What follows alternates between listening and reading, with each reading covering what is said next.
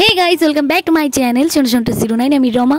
আবার বলছি আমার গলার ভয়েস একদম কিন্তু ভেঙে চুলচুল হয়ে গেছে। তো যাই হোক, আমার ভিডিওর মধ্যে কোনো রকম ভুল ত্রুটি হয়ে থাকলে প্লিজ করে দিও ক্ষমা। আজকের কি নিয়ে ব্লগ হচ্ছে তোমরা আশা করছি থাম্বনেল থেকে বুঝতে পেরে গেছো। দিদি স্কুলের যে স্টুডেন্টরা আছে সরস্বতী পুজো উপলক্ষে কিন্তু ওদের স্কুলের প্রোগ্রাম এখনো হয়নি, দেরি করে হয়, যেহেতু ওরা অনেক ছোট ছোট তো ওদেরকে রিহার্সাল করতে একটু দেরি হয়। কিন্তু আমার বাড়িতে 3 থেকে 4 দিন আগেই ওরা এসেছে রিহার্সাল করতে, কারণ স্যারেরা হট করে বললো যে প্রোগ্রাম হবে। তো চলো একটু তোমাদেরকে, ওরা আমাদের বাড়িতে এসে রিহার্সাল করছে সেগুলো একটু তুলে নিয়েছে, তোমাদেরকে একটু শেয়ার করছি। কদিন পরে কিন্তু প্রোগ্রাম, সেটাও তোমাদেরকে অবশ্যই দেখাবো। ভিডিও স্কিপ করো না, দেখতে থাকো।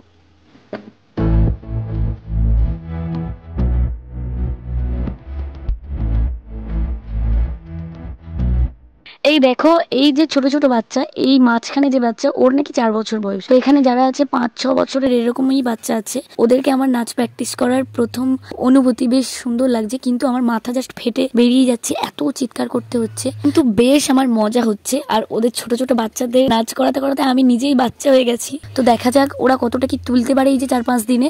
তোমাদের সেটা প্রোগ্রাম হলেই দেখাবো, আর তোমরাও বুঝতে পারবে। দেখো তোমাদেরকে আরো কি কি হচ্ছে একটু দেখাই, চলো।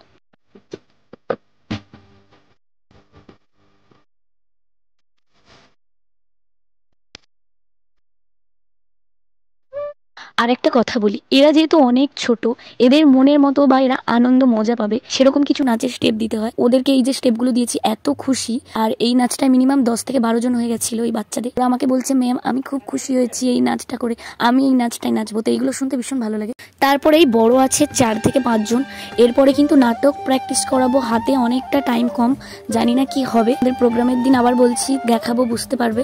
আর এরা কিন্তু স্কুল ছুটি হয়ে যাওয়ার পরেই চলে আসে, এদের ভীষণ এনার্জি।